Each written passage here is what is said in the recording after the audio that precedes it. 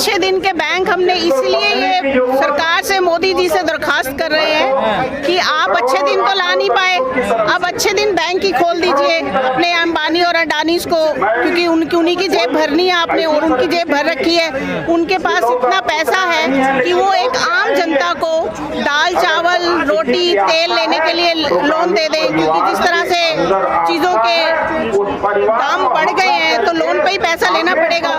नौकरी है नहीं, ना महिलाओं के पास ना युवाओं के पास, तो बताइए खाना क्या खाएंगे। बैंकों का एनपीए तो बढ़ता जा रहा है। देखिए, बैंकों का एनपीए इसलिए बढ़ रहा है क्योंकि उसमें जनता का पैसा है। संपत्ति अडानी जी अंबानी जी की बढ़ रही है, संपत्ति अडानी अंबानी की बढ़ रही है। एनपीए इसलिए बढ़ रहा है कि वह जनता का पैसा है, और जनता का पैसा यही अडानी अंबानी लोन पे लेके खुद की अलग अलग कंपनियों में कुछ तरह का घाटा दिखा के उसे डकार जाते हैं। यहाँ से भागने की भी सुविधा है कि अगर आप मोदी भक्त हैं या थोड़ा सा भी मोदी जी के फेवर में है, भाजपा सरकार का समर्थन करते हैं, तो आपको देश से बाहर निकालने में मतलब आपको भगाने में सरकार आपकी पूरी मदद करेगी। लेकिन कई लोग कह रहे हैं कि इसी आधार पे श्रीलंका की सरकार चलती थी जिसपे बीजेपी चल रही है। देखिए, वो जो मुफ्तखोरी वाला जो ये इन लोगों ने डोज दे रखा है लोगों को, वो उसमें आज की डेट में वो इसीलिए लोगों को समझ में आना चाहिए कि अगर आप मुफ्तखोरी की तरफ जा रहे हैं, यानी आप अगर टैक्स भी नहीं दे रहे हैं, कमाएंगे कुछ को अच्छा करें, सिर्फ राशन आपकी ज़रूरत नहीं है ना,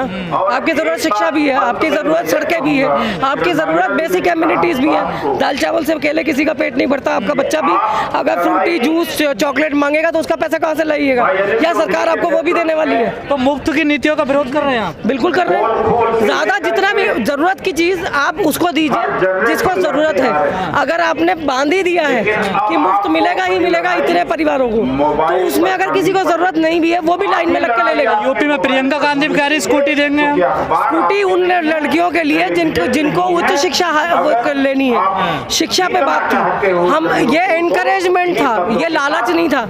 एनकरेज करने में, किसी को अवार्ड देने में और किसी को भीख देने में फर्क है। तो क्या लगता है महंगाई सरकार के कंट्रोल में हो सकती है? नहीं, बिल्कुल नहीं होगी। सरकार कंट्रोल करना नहीं चाहती।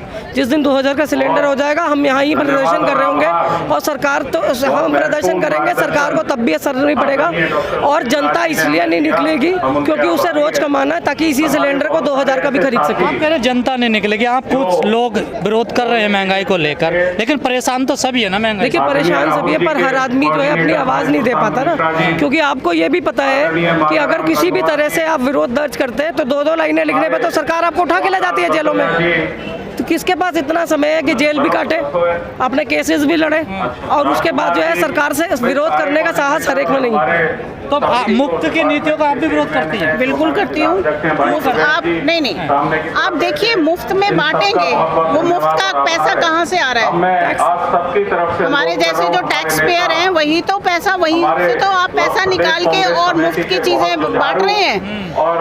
इसके अलावा और आप क्या कर रहे हैं? आप बताइए, आप अगर एम्प्लॉयमेंट जनरेट करेंगे तो आपको ये मुफ्तखोरी की आदत क्यों डाल रहे हैं लोगों को? लोग कह रहे हैं श्रीलंका जैसे हालात हो जाएंगे। श्रीलंका और पाकिस्तान जैसे दिन दूर नहीं है, क्योंकि वहाँ पर भी यही फ्री बीज बांटी गई थी, और वही अब हमारे देश में हो रहा है। और वो दिन दूर नहीं है जब सरकार इस चीज से कैसे त्राही लोगों की जो त्राही हो रही है, वहाँ से यहाँ पर 10 गुना ज्यादा होगी। क्यों?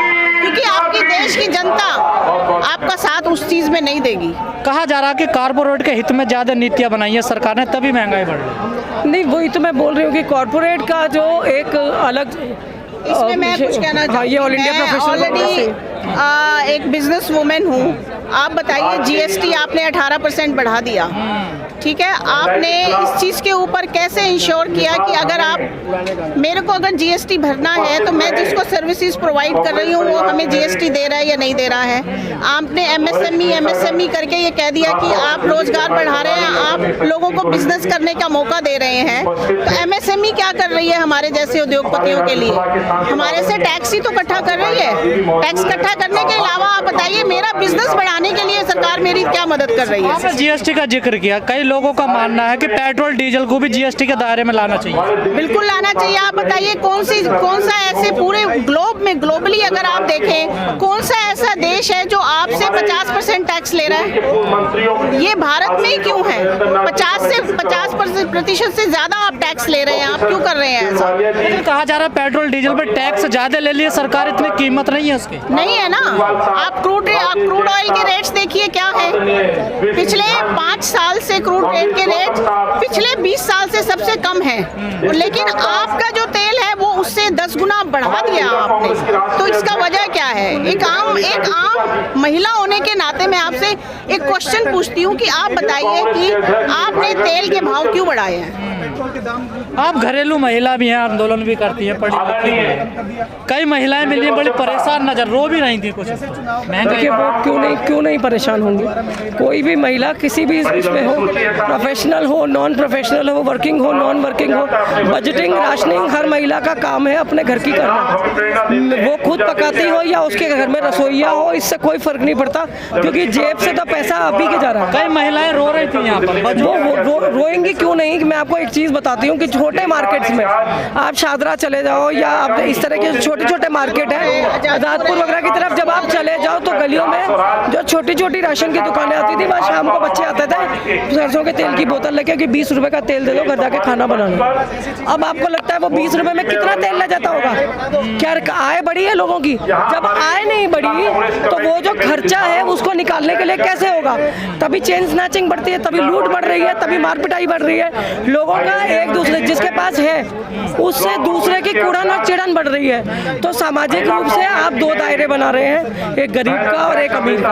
आपने अपने ही लोगों के बीच में गैप क्रिएट कर दिया है। तो क्या क्या किया जाए? सरकार तो नहीं सुन रही है, ना उसकी नजर में बातें आ रही है। देखिए मैं तभी तो हम सड़कों पे उतरे हैं। यही वजह है कि आज हम सड़क पे उतरे हैं कि ये गूंगी बहरी सरकार को दिखा सकें कि एक आम आदमी, एक आम महिला कैसे परेशान है, कैसे उनकी आंखों में आंसू आ रहे हैं। स्मृति ईरानी, उसके दिल में आज आ गई बेईमानी।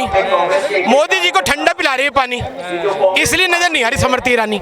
इस सिलेंडर खाली है, भरा हुआ है ये खाली सिलेंडर है। खाली है, भरने के लिए पैसे नहीं है। भरने के लिए पैसे छीन लिए गवर्नमेंट ने। जितने में 400 रुपए का बड़ा सिलेंडर मिलता था, अब उतने में ये 400 रुपए का सिलेंडर भरने में आ रहा है।